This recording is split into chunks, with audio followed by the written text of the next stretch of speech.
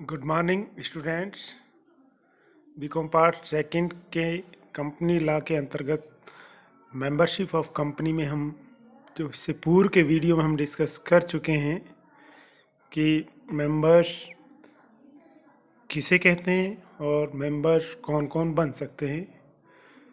तो इस वीडियो में हम जो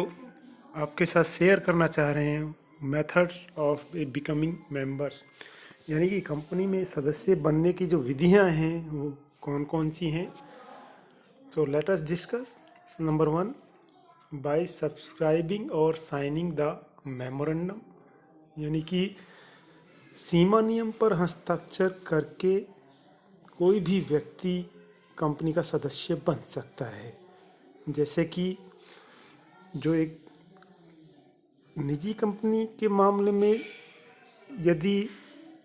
कोई निजी कंपनी व्यक्ति बनाना चाहता है तो उसके लिए 2 सब्सक्राइबर होते हैं, और यदि कोई कंपनी सार्वजनिक कंपनी से सरोकार है तो उस स्थिति में 7 मेंबर्स या सदस्य होते हैं। वो इस तरीके से सीमा नियम या मेमोरेंडम पर साइन करके अभिदाता के रूप में एज ए सब्सक्राइबर के रूप में कंपनी के सदस्य बन जाते हैं। जो व्यक्ति इस सीमा नियम पर हस्ताक्षर करते हैं वे कंपनी के सदस्य बन जाते हैं। ऐसे सदस्यों को हम कंपनी के प्रारंभिक या संस्थापक यानी फाउंडर और स्टैच्यूटरी मेंबर्स के नाम से भी जाना जाता है। जो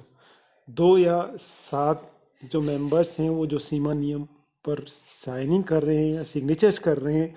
वो एक तरीके से सब्सक्राइबर के रूप में होते हैं, और इन्हें हम फाउंडर या स्टैच्यूटरी मेंबर्स के नाम से भी जानते हैं। सेकंड वन है अंशों के आवेदन तथा आवंटन द्वारा by application and allotment of share, section 2 clause 55, यानी प्रत्येक व्यक्ति को कंपनी के अंश खरीदने के लिए लिखित में रिटर्न एप्लीकेशन देनी पड़ती है तथा कंपनी का सदस्य बनने के लिए उसे एग्रीड होना जरूरी है। उसे अंश आवंटित होने के बाद उसका नाम सदस्यों के रजिस्टर में अथवा डिपॉजिटरी के जो रिकॉर्ड्स हैं उसमें लिखा जाता है, तब वह कंपनी का सदस्य बन जाता है। यदि कंपनी किसी व्यक्ति को अंश आवंटित नहीं करती है तो वह कंपनी का सदस्य नहीं बन सकता। Okay. Third one, by transfer of shares, यानी कि ट्रांसफर ऑफ शेयर्स एक तरीके से जब यदि कंपनी का कोई शेयर होल्डर एग्जिस्टिंग अपने अंशों का किसी अन्य व्यक्ति को सोल्ड कर देता है तो ऐसा क्रेता जो बायर है उन अंशों के अंतरण के पंजीयन के साथ ही कंपनी का सदस्य बन जाता है। जब ट्रांसफरर जो अपने शेयर्स का बेचान या शेयर्स किसी ट्रांसफरी के नाम कर देता है तो ऐसी स्थिति में जो कंपनी के सदस्यों का रजिस्टर है उसमें ट्रांसफरर का नाम रिमूव हो जाता है, और जो ट्रांसफरी है उसका नाम सदस्यों के रजिस्टर में लिख दिया जाता है। तो क्रेता तभी सदस्य बनेगा जब अंशों के ट्रांसफर का पंजीयन उसके नाम हो जाएगा। अंशों के ट्रांसफर की प्रोसीडिंग्स पूरी होने पर ही पहले वाले सदस्य यानी कि जो विक्रेता है या ट्रांसफरर है के नाम को हटाकर नए सदस्य जो बायर्स या ट्रांसफरी है का नाम सदस्यों के रजिस्टर में या जो डिपॉजिटरीज के अभिलेख हैं रिकॉर्ड्स हैं उसमें लिख दिया जाता है। इसके बाद हम बात करते हैं फोर्थ वन, अंशों यानी कि बाय ट्रांसमिशन ऑफ शेयर्स और बाय सक्सेशन, यानी कि ऑपरेशन एज पर ऑपरेशन ऑफ लॉ या कानूनी व्यवस्थाओं के अंतर्गत होता है ये, उसे अंशों का ट्रांसमिशन कहते हैं। जब अंशों के शेयर होल्डर्स जो होल्डर है या होल्डर पर्सन है उसकी डेथ हो जाती है अथवा अंशों को धारक पागल हो जाता है तो अंशधारी के अंश उसके जो वैधानिक उत्तराधिकारी है, लीगल हायर है जिसका, उसको अंतरित हो जाते हैं by default by operation of law. तो इसे ही कानूनी भाषा में अंशों का पारेषण या ट्रांसमिशन ऑफ शेयर्स कहते हैं, जिसका हमने अध्ययन पूर्व के वीडियो में कर लिया है। अंशों के ट्रांसमिशन से उत्तराधिकारी कंपनी का सदस्य बन जाता है और अंशों के मूल सदस्य जिसकी डेथ हो गई है या डिसीज हो गया है या लुनाटिक हो गया है, उसके नाम के स्थान पर जो लीगल हेयर है उसका नाम सदस्यों के रजिस्टर या डिपॉजिटरी के अभिलेख में कर दिया जाता है और मूल सदस्य का नाम हटा दिया जाता है। इसके बाद फिफ्थ वन है आपका बाय एस्टॉपल और होल्डिंग आउट, यानी हम कह सकते हैं यदि कोई व्यक्ति कंपनी का सदस्य नहीं है, not a member of any company, किंतु किन्हीं अन्य व्यक्तियों के सामने ऐसा बिहेव करता है या आचरण करता है जिससे उन अन्य व्यक्तियों को ऐसा ट्रस्ट करने का अवसर मिलता है कि वह व्यक्ति कंपनी का सदस्य है, तो वे अन्य व्यक्ति उस व्यक्ति को कंपनी के सदस्य के रूप में उत्तरदायी ठहरा सकते हैं। दूसरे शब्दों में हम कह सकते हैं निम्नलिखित प्रकार के आचरण की दशा में, यानी फॉलोइंग जो कर रहा है पर्सन, उस दशा में कोई भी व्यक्ति कंपनी का सदस्य माना जाता है। नंबर 1, यदि वह व्यक्ति सदस्य बने बिना ही अपना नाम सदस्यों का रजिस्टर या डिपॉजिटरी के अभिलेख में लिखा रहने देता है, उसको कोई ऑब्जेक्शन नहीं होता है, उसका नाम लिखा होता है तो भी उसके पास उनको कोई इस तरीके की आपत्ति नहीं है, वो लिखा रहने देता है। यदि वह व्यक्ति दूसरे व्यक्ति के समक्ष, यानी जिसका नाम डिपॉजिटरी के या सदस्यों के रजिस्टर में लिखा हो रहा है, थर्ड पार्टी के समक्ष कंपनी के सदस्य होने का डेमोन्स्ट्रेशन करता है, प्रदर्शन करता है। और थर्ड वन, यदि वह व्यक्ति अपने आप को कंपनी का सदस्य प्रदर्शित करते हुए दूसरों को अवसर देता है। उदाहरण के लिए, यदि कोई व्यक्ति जो सदस्य नहीं है वह कंपनी की मीटिंग्स में पार्टिसिपेट करता है अथवा लाभांश को स्वीकार करता है अथवा सदस्यों के रजिस्टर में या डिपॉजिटरी के अभिलेख में नाम लिखे होने की जानकारी होने पर भी उसे हटवाने के लिए प्रयास नहीं करता है, तो वह आचरण प्रदर्शन करने वाला एस्टॉपल वाला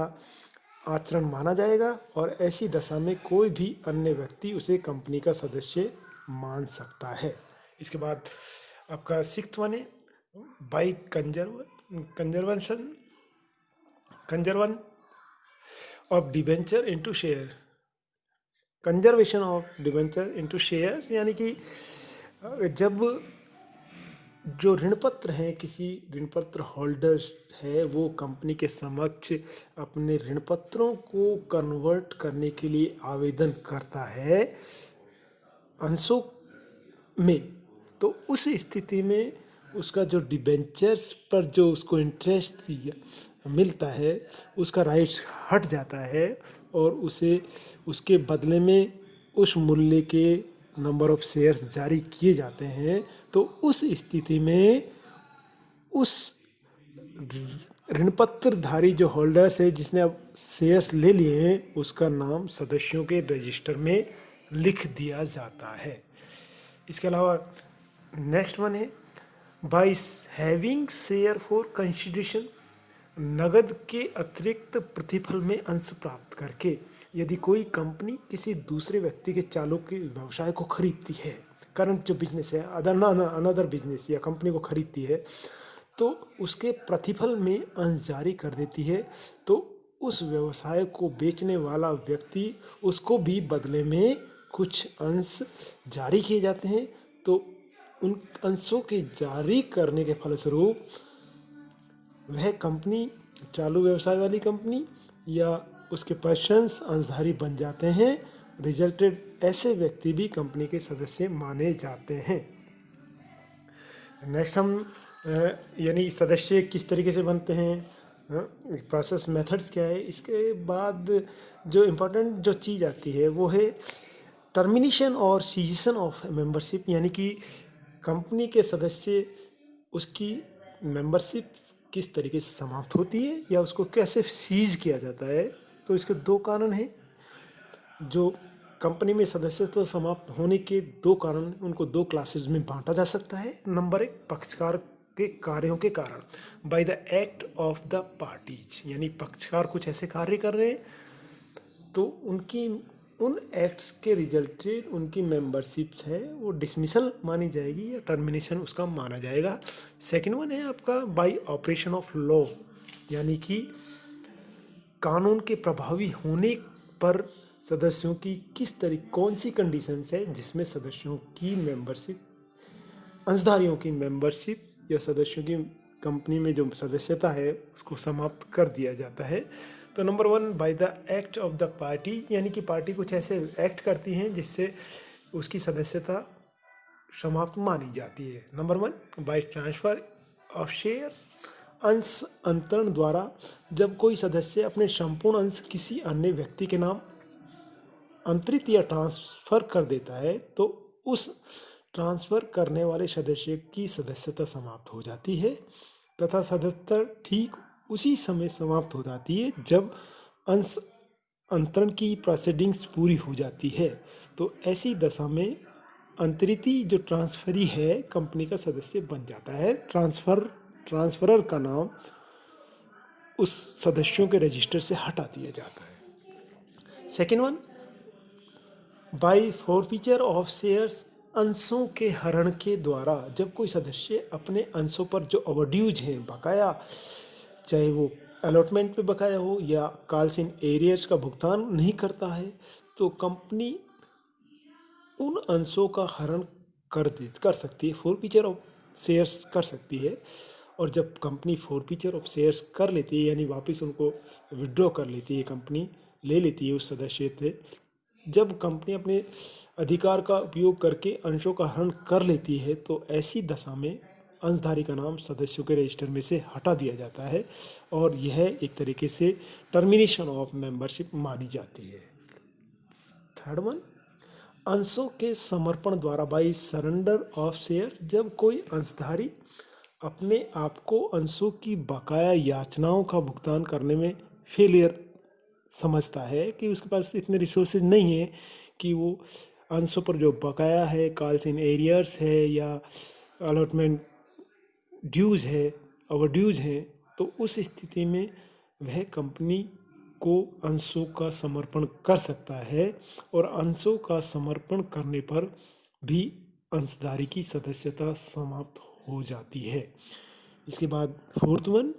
बाय एक्सरसाइजिंग लियन, यदि कोई कंपनी अंशों पर अपने ग्रहणाधिकार या लियन का उपयोग करते हुए किसी सदस्यों के अंशों को अपने अधिकार में लेती है, यानी कोई ओवरड्यूज है और उसके रिजल्टेड कंपनी का उन अंशों पर लियन बना रहता है और उस राइट्स का यदि कंपनी प्रयोग करती है तो ऐसी दशा में भी उस सदस्य की सदस्यता समाप्त मानी जाती है। इसके बाद फिफ्थ वन है, अंशों के क्रय के अनुबंध का परित्याग करके या by repudiating the contract of purchase of share, यदि कोई कंपनी के प्रविवरण में दिए गए मिस रिप्रेजेंटेशन या मिथ्या वर्णन अथवा फॉल्स स्टेटमेंट के आधार पर कंपनी के अंश खरीद लेता है तो उसे अंशों के क्रय अनुबंध करने का, परित्याग करने का, रिपुडिएटेड करने का उसको राइट्स होता है। और ऐसी स्थिति में यदि कोई अंश क्रेता अपने उस राइट्स का प्रयोग करता है तो उस स्थिति में उसकी सदस्यता मानी जा सकती है। सिक्स्थ वन है, बाय रिडम्पशन ऑफ शेयर्स, अंशों के शोधन के द्वारा, जब किसी सदस्य के पास शोधे जो रिडीमेबल प्रेफरेंशियल शेयर्स हैं और कंपनी अंशों को अंतर्नियम की व्यवस्थाओं, जो आर्टिकल ऑफ एसोसिएशंस के प्रोविजंस हैं उनका अनुसार उनका रिडम्पशन करती है, तो उस स्थिति में उनका शोधन के बाद उसको जो अंशधारी को पेमेंट कर दिया जाता है और उसके बाद अंशधारी का नाम सदस्यों के रजिस्टर से हटा दिया जाता है तो टर्मिनेशन ऑफ मेंबरशिप मानी जाती है। इसके बाद बाईबैक ऑफ शेयर्स, यदि कोई कंपनी अपने ही अंशों को वापस खरीद कर लेती है, सेक्शन 68 में प्रोविजंस हैं जो पहले हम डिस्कस कर चुके हैं, तो और कंपनी का सदस्य अपने सभी अंश कंपनी को बेच देता है तो वह कंपनी का सदस्य नहीं रहता है। इसके बाद नेक्स्ट जो इम्पोर्टेंट है, बाय ऑपरेशन ऑफ लॉ, किस तरीके से कानून के प्रभावी होने से किसी भी व्यक्ति का को कंपनी की सदस्यता से हटाया जा सकता है या उसका टर्मिनेशन कर दिया जाता है। तो उसकी कुछ कंडीशंस हैं जिन परिस्थितियों में ऑपरेशन ऑफ लॉज के लागू होने से या कानून के प्रभावी होने से सदस्यों के नाम को हटा दिया जाता है। नंबर 1, अंशों के पारेषण द्वारा बाय ट्रांसमिशन ऑफ शेयर्स, यानी पहले भी हम डिस्कस कर चुके हैं, जब कंपनी का कोई सदस्य मर जाता है या लुनाटिक हो जाता है या इंसॉल्वेंट हो जाता है तो उसके उत्तराधिकारी को, जो लीगल हायर है, उसको अंशों का हस्तांतरण फोर्सली किया जाता है। इसे ही तकनीकी भाषा में अंशों का पारेषण कहते हैं। जब इस प्रकार अंशों का पारेषण हो जाता है तो मृतक व्यक्ति, जो डिसीज्ड पर्सन है, उसका नाम सदस्यों के रजिस्टर से हटा दिया जाता है, यानी सदस्यता उसकी समाप्त मानी जाती है। सेकंड वन है by insolvency of the members, यानी कि दिवालिया व्यक्ति कंपनी का सदस्य तब तक बना रहता है जबकि अंश राजकीय प्रापक के नाम में अथवा विक्रय के कारण किसी अन्य व्यक्ति के नाम में अंतरित नहीं हो जाते हैं। यानी तब तक जब तक लिक्विडेटर्स, जो बेनिफिशरी के लिए जिसकी नियुक्ति की गई है, तो उस स्थिति में तब तक वह व्यक्ति उस कंपनी का सदस्य बना रहता है। उसके बाद सारे के सारे जो इंसॉल्वेंट पर्सन है या अंशधारी है, उसके सारे के सारे राइट्स हैं, लीगल है, एक तरीके से जो लिक्विडेटर्स है वो उसको ट्रांसफ़र हो जाते हैं। तो और उसके बाद में उस व्यक्ति को कंपनी की सभाओं में प्रेजेंट होने का कोई राइट्स नहीं होता और उसके शेयर्स लिक्विडेटर्स के पास ट्रांसफ़र होने के फलस्वरूप लिक्विडेटर्स उनकी जो लाइबिलिटीज और असेट्स है उसको मीट आउट करते हैं। थर्ड वन है आपका अधिकरण के आदेश से अंश वापस लेना, by acquiring share by the order of the tribunal. यदि कोई भी कंपनी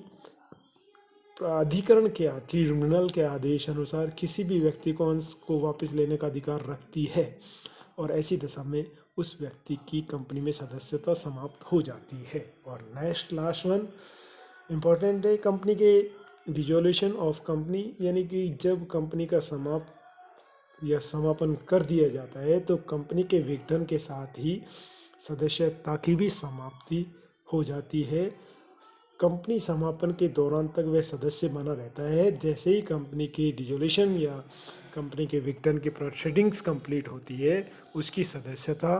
खत्म कर दी जाती है। तो नेक्स्ट वीडियो में हम मिलेंगे,